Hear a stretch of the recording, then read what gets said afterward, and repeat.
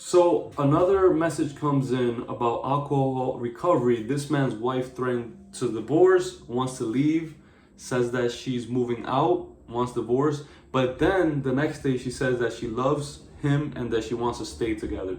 So I'm gonna go ahead and read that message.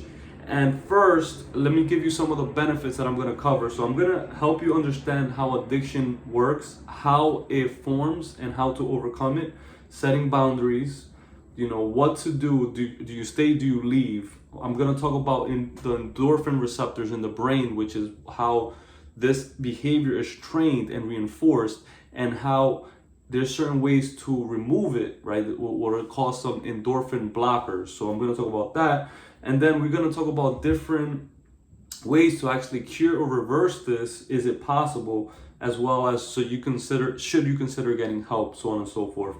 So how do I know about this? I've dealt with different people that had these issues before, and I helped them overcome it. And so I know that it's possible to overcome this with the right information. And there's hundreds of, if not thousands out there of people who actually overcame this without having to do AA meetings, the other humiliation rituals where you gotta say I'm an alcoholic, all this other stuff. Without having to do all of that stuff, there's a way to actually cure it. So let me go ahead and read the message here. So my wife doesn't, and by the way, if you want to see more videos like this, go ahead and hit the like button and subscribe. Daniel Paulino here. So my wife doesn't want treatment, threatened to divorce and move out.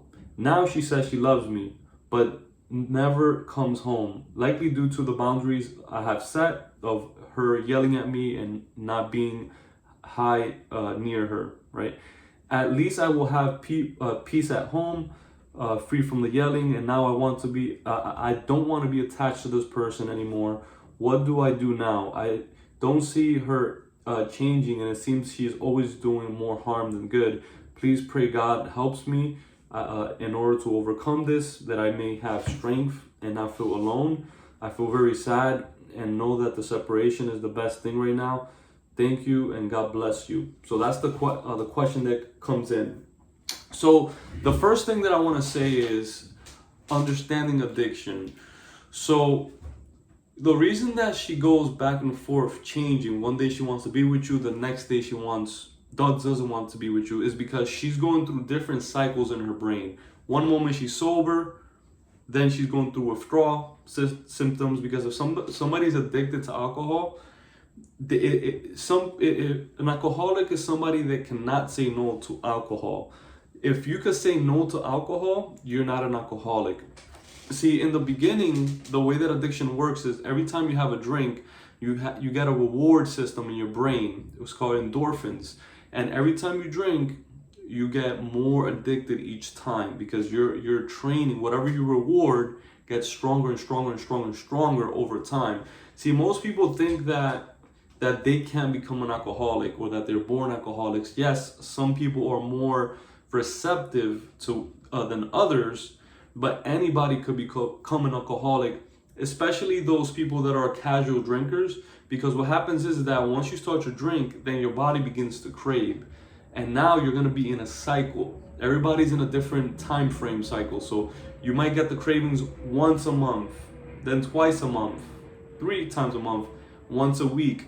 What happens is the more you engage in it throughout a long period of time, it becomes shorter and shorter and shorter, the frame that the cravings comes into, and then it gets to the point where you lose control. It's already taken over your life, and that is what an alcoholic is. It could happen to anybody, and that's why I say you do not want to play around with it. So yes, you have to understand that you cannot really be mad at the person, because if someone can't say no to alcohol, it's no longer their fault. They lost control. Okay, so just give them that compassion from that standpoint, is that they're no longer there anymore. So once you accept it, you want to give them compassion. Yes, you want to set the boundaries, the yelling, give space, right? Let's say you live with the person that I'm talking about. This is your wife, right? You're living with her. To leave or not to leave, that's completely up to you. Obviously, you're still there, so I'm gonna tell you how to deal from that perspective. Now, if you leave, then you don't need this video, right? But since you're there, I'm gonna show you how to deal with that situation, right? So you want to stay nearby in case they hurt themselves. So you want to just let them be.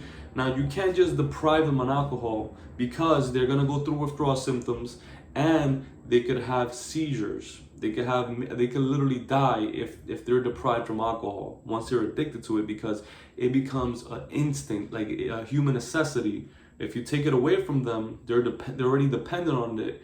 People are known to get seizures and die, so it's very dangerous. So what you want to do is that you want to wane it down slowly. If you just go cold turkey, very dangerous, lots of side effects. She's still going to be going through the mood swings, the anger, all that stuff. You're going to be in trouble. So you want to do it gradually. So I'm looking over here at my nose. So that's the part. So what you have to understand is it's a learned behavior.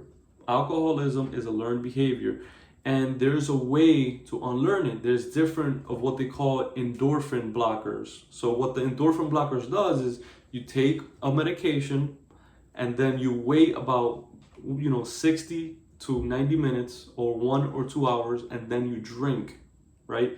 And what the endorphin blockers do is that it blocks the reward in your brain. So now you're beginning to unlearn the addiction.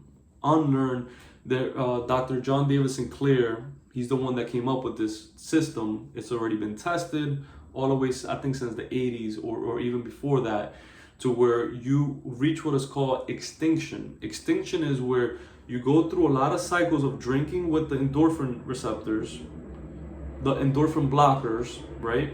And you do that enough cycles that you lose the desire for alcohol because you're not getting the reward system. Now, this is set to work for about 80% of people, almost 80% of people. The other 20%, they drink alcohol for other reasons aside from the benefit of the endorphins in the brain, right? So for those people, yes, you want to combine the therapy, the group therapy, the habits, waking up early, exercising, nutrition, personal development, replacing bad habits with good habits, right? As soon as you want to drink, do push-ups. So there's other things, but you want to combine them. But if someone is at the point where they're an alcoholic, they can't control it, you want to include endorphin blockers, right? There's different ones out there. You want to message me, get a hold of me. Instagram is probably the easiest way. I'll put it below. And I'll give you more information on how it works. And the goal is that you want to reach what's called extinction. And extinction is where you lose the desire for alcohol. And it may take different times. It could be 30 months. It could be 3 months, 6 months, a year of you drinking with the endorphin blockers.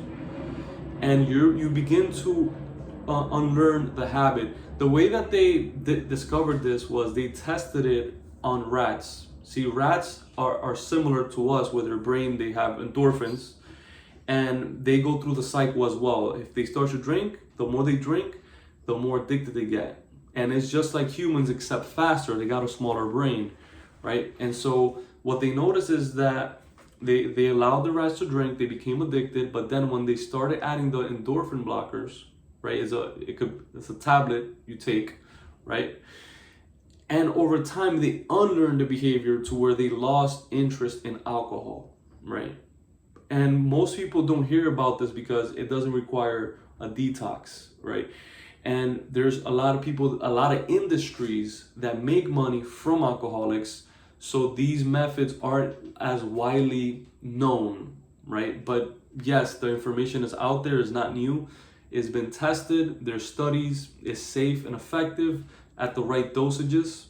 And yes, it does have side effects that you have to deal with, right? Other people could tolerate it.